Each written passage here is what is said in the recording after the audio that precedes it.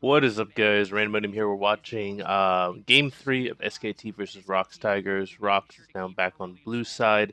They just had a really amazing game. Game 2 was one of the best games I've seen in a long time. Definitely a unconventional pick, unconventional style, and even unconventional shot calls. So if you haven't seen that game, I highly encourage it. Now that Rox is on blue side again, we'll see what type of tricks they have, what type of tricks SKT has coming into this next game. So Rox Tigers continuing with the Syndra and the Rise bans against Faker, and then a Karma ban. That's interesting because SKT is definitely preferred going for Zyra. So because they banned away the Karma, I wouldn't be surprised if SKT picks up the Zyra in the first rotation.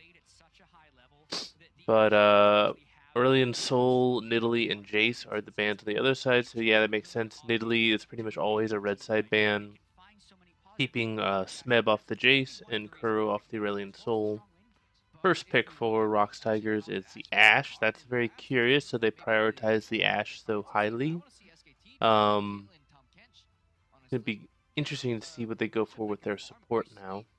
They actually could go for the Zyra if they wanted to. SKT responds with the Caitlyn and the Olaf. I don't think they need to pick the Caitlyn that early. Like, there's no. I mean, they already picked their AD carry. Why do you need to pick the Caitlyn? Go for the Olaf and then go for some other high priority pick. Hmm?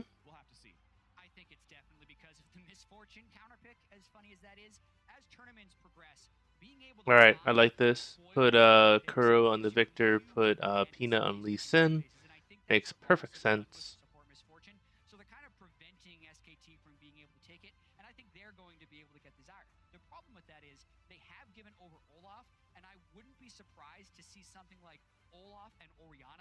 So yeah, they really need to put Kuro on somebody who can just safely wave clear because Faker has dominated Kuro in both of their games. So I definitely like this Victor pick for Kuro because once he gets his first Hex Tech upgrade, then he can start being able to wave clear very well. Faker responds with Orianna, which he showed was actually a really good counter pick in game 1. And then we got the Zyra for Wolf. I like this rotation from SKT. And then it also allows them to still get the counter pick off on top lane as well. Oh wow! So Rox Tigers is going back to it. So they're going back to the Misfortune support and the Rumble top lane. This is really interesting. So this is what happened in game 2. They went Misfortune support, and it was just I've never seen it before. And it actually worked out pretty well. And they had the Rumble in top lane, and Lee Sin is also in the jungle. So near identical team comp for Rox Tigers. Last pick is going to be the Echo into Rumble. That's definitely the most common pick in that matchup. Kind of curious that they haven't been playing a lot of Kennen lately.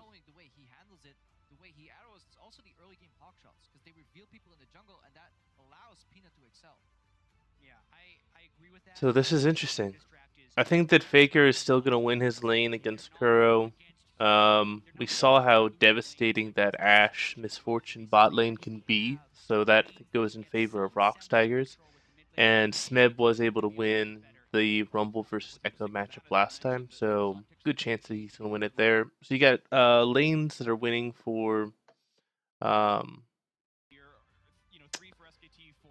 Rox. It's just a question of whether Peanut can get an advantage.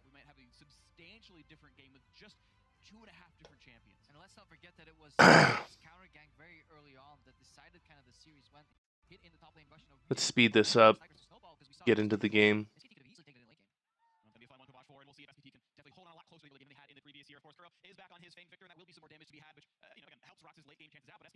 So yeah, we've seen the Echo versus Rumble matchup before. I think Smeb's got the advantage. We've seen the Lee Sin versus Olaf matchup. That's a little bit harder to gauge. I think Lee Sin definitely has the advantage. Like before level 6, once Olaf gets his Ragnarok, then that's his time to shine. Um, and then in the really late game, uh, Olaf can't really do much except just run at people. And Lee Sin still has that ability to get that pick potential with a flash kick or something like that. So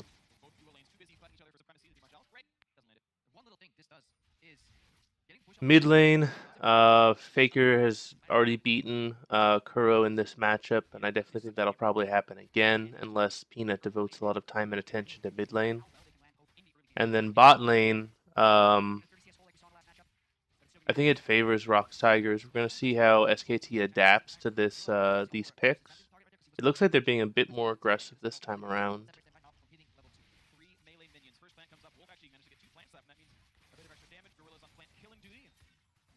So they're both really fighting for that level 2. SKT gets it first and forces Rox Tigers off. So that's one of the things you got to be really careful of in your games. Is that level 2 all-in can be really scary. Even in the bot lane, 2v2. A little bit of a counter jungle by Blank. Okay.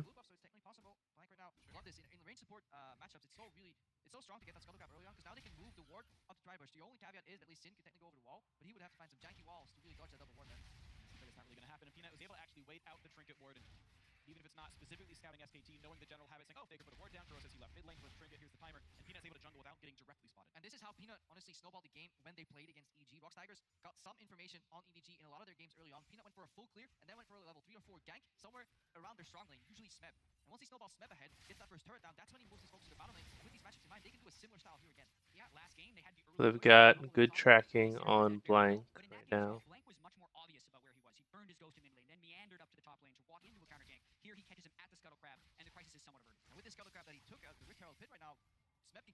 So far, lanes are pretty even. Smeb's got a CS advantage top lane. Faker's got the advantage mid lane, and then bot lane is pretty even. This is good. We're not able to burn any. Well, actually, no, they burned the ghost, but didn't burn the flash. That's really the summoner that you want to try and burn off the mid laner.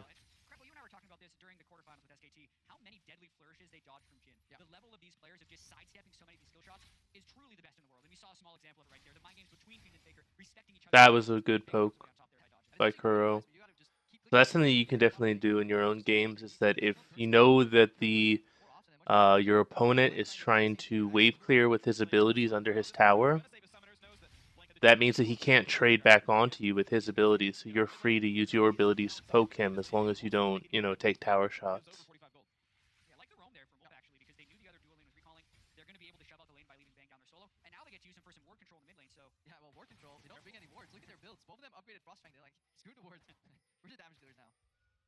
It's curious that they go for the Spell Thief's Edge build on the Misfortune. She does have some scaling for AP. Kind of wondering how many Misfortune supports I'm going to see in the near future.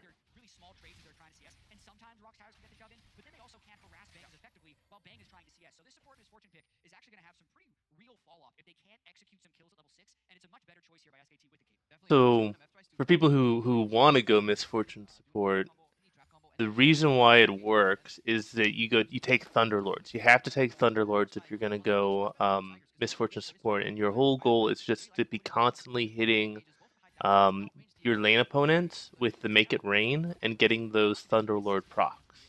That's how it's kind of like a poking support. And then once you hit into the mid game, you basically just use your ultimate just to allow the rest of your team to ace, essentially. First blood kick. That's amazing. Well played. Well done.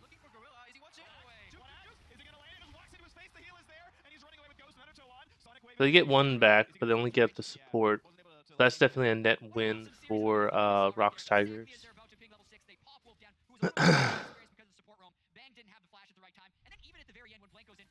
So a couple mistakes there. They exhausted Gorilla. Yeah, they exhausted Gorilla, which I think was a mistake.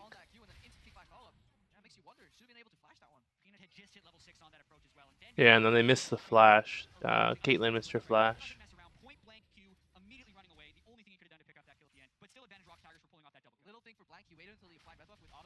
Oh, wow. Well done.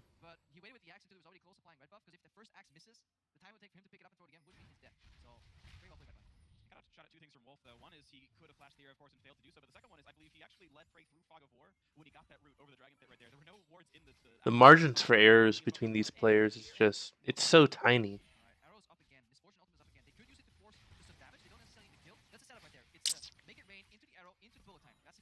All right, so let's look at the. So how did? Oh wow, already. Well done. See, that's the power of that lane. Once you hit level 6, Ash Arrow into Misfortune Ultimate, it's pretty much a guaranteed kill. All right, so Prey went for BF Sword, Cole, Longsword, then he went back again and got his tier 2 boots. So he's going to have better scaling, and he also has, more combat stats than Bang. Because he's got the Cole and Bang does not. This is a good trade back, getting at least the Air Drake. It's unfortunate there wasn't a, ooh. Very well done. It's unfortunate that it wasn't a Fire Drake or a Mountain Drake, but I guess SKT will take what they can get. So the big thing is that SKT really needs to just figure out, okay, what lane can we get first Tower Blood in? Because if they're able to get first Tower Blood, then they can basically equalize the game again. Actually, they'll have a slight advantage. Ooh, that was a little bit of a bad ultimate by Smeb.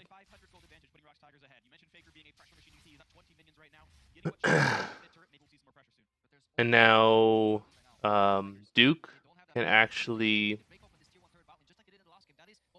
He'll be able to back. Well, he can get a favorable push, then he can back, and then he can use his ultimate to get back into lane, and Smeb won't have his ultimate. And then Smeb will have to try and teleport back to lane. Nah, it looks like they're not going to do that. Yeah, that's a really powerful combo. I actually think that Misfortune in general is a very underrated pick, both at AD carry and at support. If you have anybody who's got CC, you pair them with Misfortune, and you've got a really strong lane. So if you're talking, Fresh, Nautilus, Bard, Ash, even, you just got a really strong kill lane once you hit level 6. Looks like they're both setting up a... Oop, stun comes in, and he doesn't have his ultimate, so this is actually really bad for Smeb.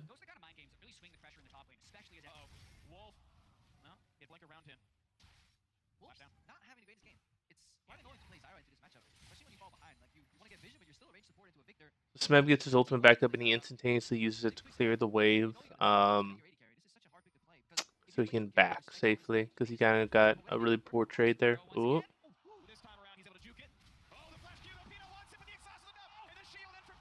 Wow, well done. Yeah, so the only reason why Wolf survived that is because he exhausted Lee Sin.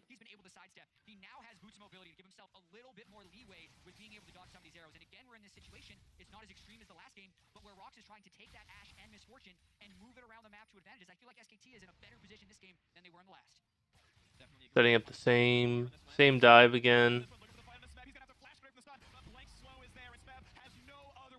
Yep. That's the second time that Duke has pulled that off, and the second time the Smeb's falled for it.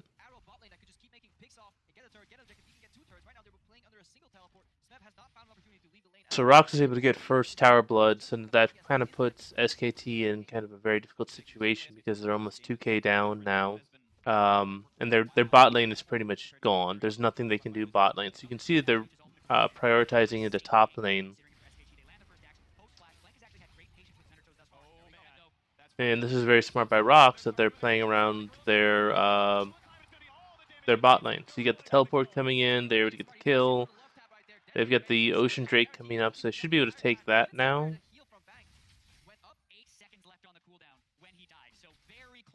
Actually, no. With the way that they're playing it, they will not be able to get the dragon because Smeb recalled Duke has teleport advantage. Oh, they're still going to go for it. That's risky.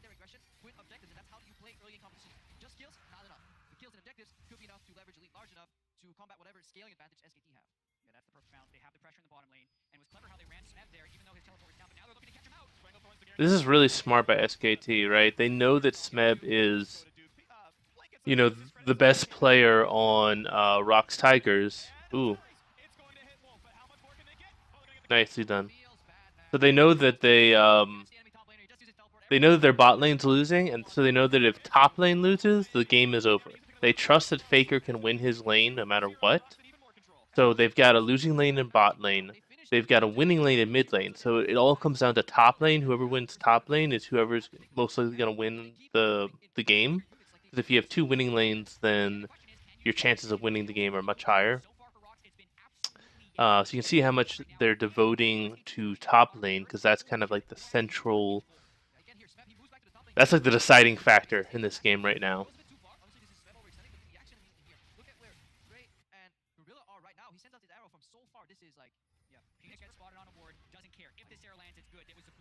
So this is a replay, by the way. I don't know, like for a second I didn't realize that was a replay, but yeah. So they just keep catching Wolf out. This is kind of how you counter Zyra. She's just really squishy. She does a ton of damage, but if you CC her, then there's not much she can do.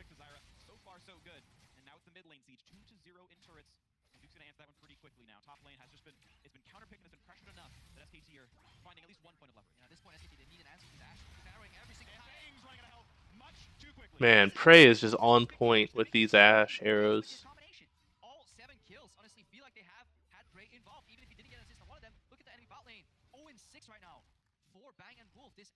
This is a really crazy turn of events in the tournament. You know, Ashe and Misfortune. Like, who would have thought that this would happen? Especially since Ashe got nerfed recently. But yeah, I kind of wonder, like, how long has Rox Tigers been holding onto this Misfortune pick? And they pull it out against SKT, which makes a lot of sense because SKT has kind of been Rox Tigers' kryptonite for a while now. They haven't beaten SKT in over a year. I think it's been like at least a year and a half since they were able to beat SKT. Now people say, well, Rox Tigers won the summer split. Didn't they beat SKT in the finals of the summer split? No, they didn't. Actually, KT Rolster beat SKT in the semifinals, and then Rox Tigers beat KT Rolster in the finals. So SKT, or correction, Rox Tigers has not beaten SKT in I think a year and a half. It's been at least a year and a half since they've beaten them. So it makes sense that Rox is pulling out all the stops against SKT because I'm sure that Rox feels like if they have a good chance at beating both Samsung Galaxy and H2K, whoever wins, they probably feel like their semifinal matchup against SKT is the harder of their two matchups. Yeah, I feel like that was kind of wasted. I mean, you're not gonna one shot the Olaf, and he has so much lifesteal that he's just gonna lifesteal it back up again.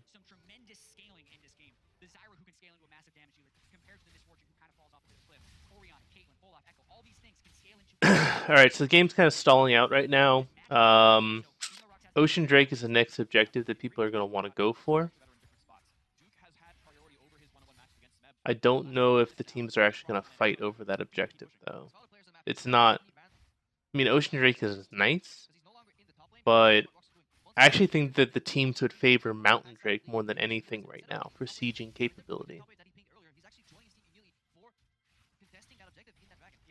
You can see that Rox Tigers is controlling the space. It looks like SKT does want to contest, so we might have a fight coming in here shortly. Prey got caught out a little bit.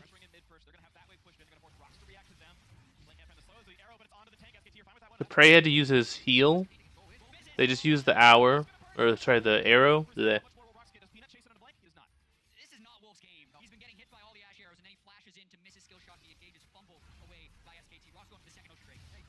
All right.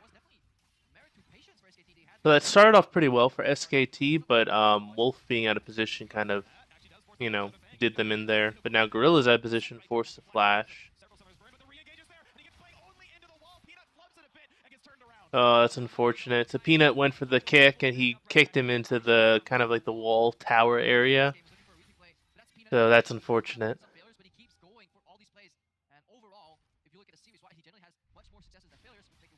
There's a huge wave top lane that somebody needs to pick up for Rox Tigers.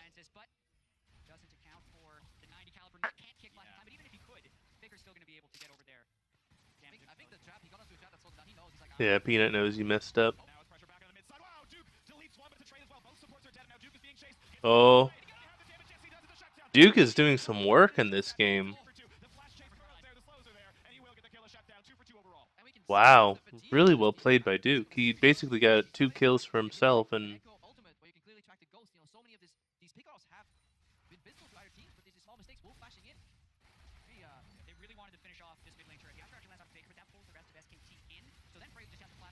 that so that flash forward from Frey kind of screwed him.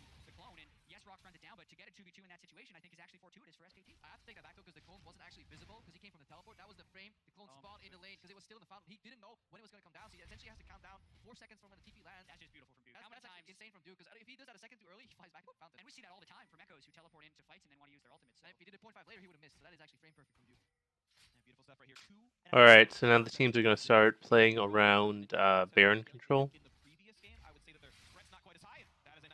That was I don't really like that Ash arrow. Like even if that Ash arrow landed, your team wasn't in a position to follow up and get the kill. All you could possibly have done is maybe force Bang to recall, and then you might have gotten a little bit of tower damage on mid tower. Like now, where SKT is a much better position for them to possibly get an Ash arrow. Duke is getting really, really difficult to deal with. He actually might be the saving grace for SKT in this game because I don't think that Smeb can go up against him 1v1 anymore. Kuro being 3-0 might be able to, but Duke's got the teleport. Kuro does not. So you can see that. Oh, Faker's caught. Well played. Well done. That's exactly what they needed to do. So that should be mid tower for Rox Tigers.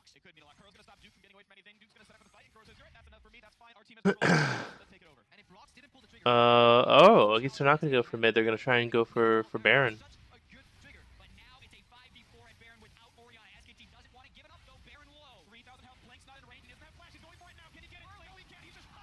Wow, that was a huge mistake from Blank. Like, his team was in no position to follow him up. Like, yeah, he popped the Ragnarok, but it just was not... He went in way too soon. He went in when his team wasn't nearby him, and now it's going to be Baron, it's going to be mid-tower. Oh, and then it's going to be free reset for Rox Tigers, and they should be able to pick up at least one more tower with this Baron buff.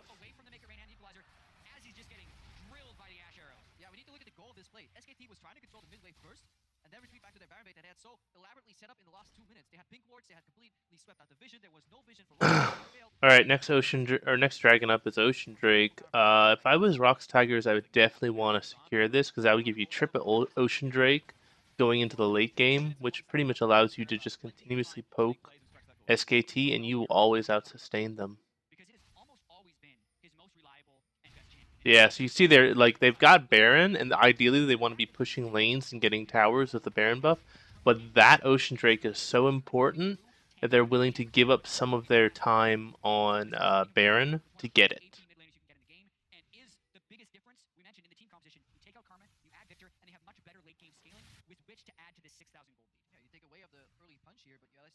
Really interesting. So Gorilla again goes for the Mortal Reminder. Oh, they caught prey. Great Orianna ultimate by Faker. They burst the GA on Duke.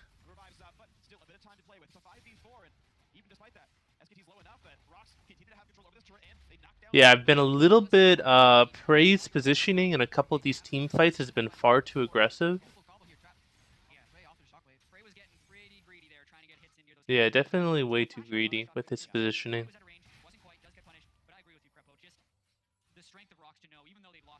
So Gorilla went Mortal Reminder into Black Cleaver. That's a really interesting build path.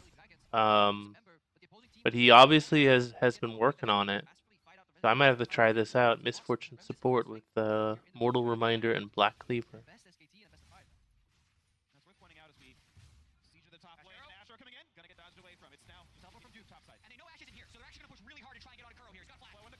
Yep, that kind of actually screwed Rox Tigers.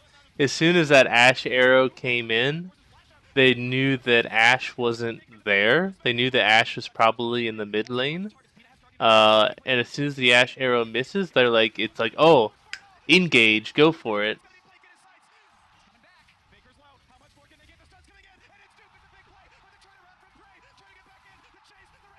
Wow, well played. Oh my goodness, that's so intense.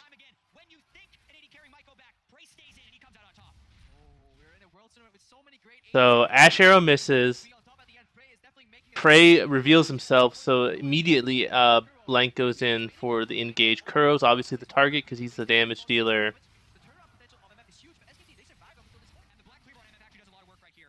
Great job with chaining the ultimates, the Rumble Equalizer and the Misfortune ultimate. Prey is going into Fog of War. The flash in is a little bit aggressive.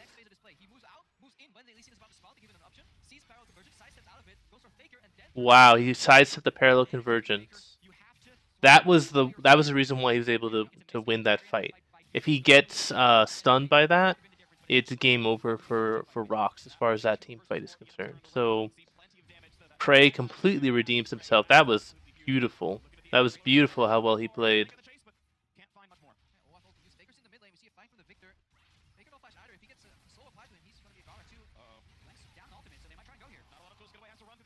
Oh god, that's so much damage. Late game Victor just gets so scary.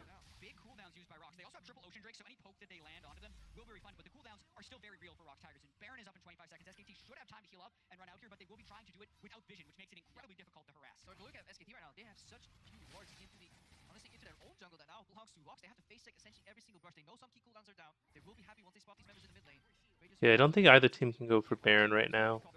Elder's also going to be up in 30 seconds. They know Caitlyn's top lane.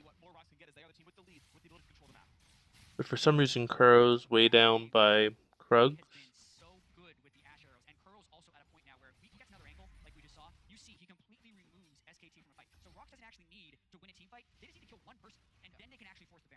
Yeah, this is a scary team comp from Rox Tigers, right? Because late game Victor, the E ultimate damage combined with a Rumble equalizer and then a Misfortune ultimate that's a scary amount of damage.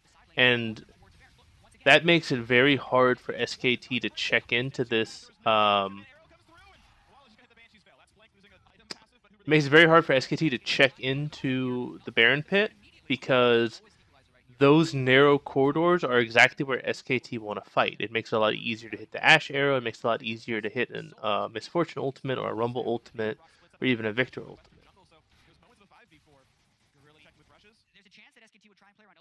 So Rox Tigers has inside track on mid lane with Baron buff. They're going to get a lot of damage on this.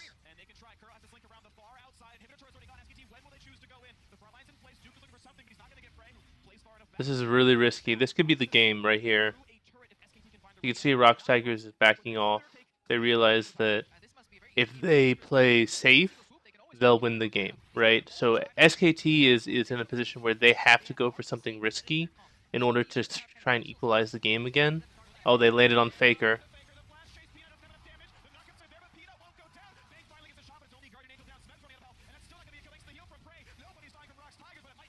That was a completely whiffed Misfortune ultimate. The kick also was a little bit off from Peanut. He just didn't have enough damage. But you can see like how much they're regenning off of these fights.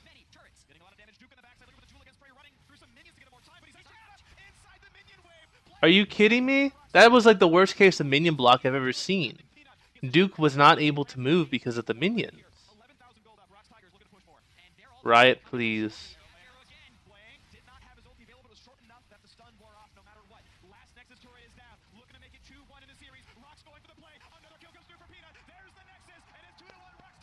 Well played. Very well played by Rox Tigers. I really like this Misfortune Ash combo they have. I feel like SKT has to take it away from them in game 4. Like they either have to ban it away or they have to pick it away. Or they need to switch up what they're doing, right? So things you can do like Braum can completely negate Misfortune Ultimate. Um, just buying a lot of QSSs can definitely negate the Ash Arrow. So there are things that SKT can do if they build their team comp accordingly. But Rox Tigers has been very smart in how they pick, and they wait until the last rotation to pick the Misfortune. So they're doing a very good job hiding it. So it's gonna be very interesting to see what SKT does in Game 4. So anyway, I hope you guys liked that. If you did, please give it a thumbs up. If you like the content on the channel, please subscribe. If you have any questions or comments, definitely let me know. I'm happy to have a conversation with you guys. Hope you all have a great day. This is Rainbonium signing off.